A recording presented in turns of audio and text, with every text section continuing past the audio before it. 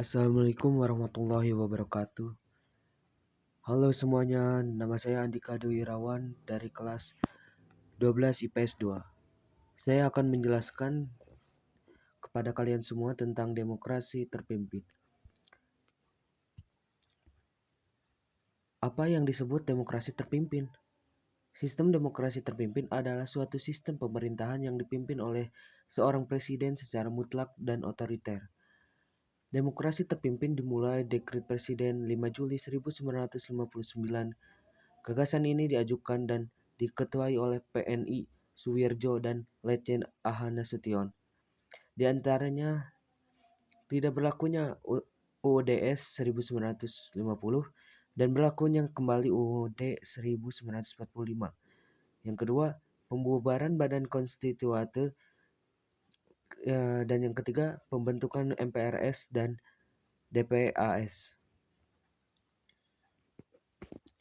Kemudian latar belakang dari munculnya demokrasi terpimpin adalah yaitu munculnya banyak gerakan di daerah menuntut integrasi nasional, kemudian kabinet konstituante yang sering berganti menyebabkan pelaksanaan pemerintahan tidak stabil, kemudian konstituante gagal menyusun UUD pengganti UUDS 1950. Selanjutnya, kebijakan demokrasi terpimpin. Berbagai kebijakan yang dikeluarkan pada masa demokrasi terpimpin antara lain yaitu Manifesto Politik Usdek dijadikan sebagai GBHN, kemudian pembentukan MPRS, selanjutnya pembentukan Front Nasional, pembubaran DPR hasil pemilu dan membentuk DPR GR, pembubaran Partai Masyumi dan PSI, kemudian pemasyarakatan ajaran Nasakom, adanya politik konfrontasi dengan Malaysia, Presiden Soekarno mengeluarkan Dwi Kora, kemudian menggiatkan usaha dalam merebut Irian Barat, salah satunya dengan mengeluarkan Trikora. Indonesia keluar dari PBB. Indonesia menjadi tuan rumah dari Asian Games pada tahun 1962.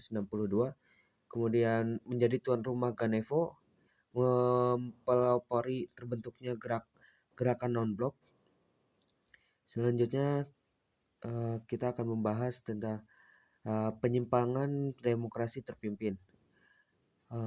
Demokrasi yang terjadi pada demokrasi pemimpin ada beberapa penyimpangan, yaitu lembaga-lembaga negara mempunyai inti nasionalisme, agama, dan komunis, yaitu Nasakom. Presiden Soekarno membentuk sendiri MPRS melalui penetapan Presiden nomor 3 tahun 1959. Padahal seharusnya MPRS dipilih melalui pemilu yang sudah diatur dalam undang-undang.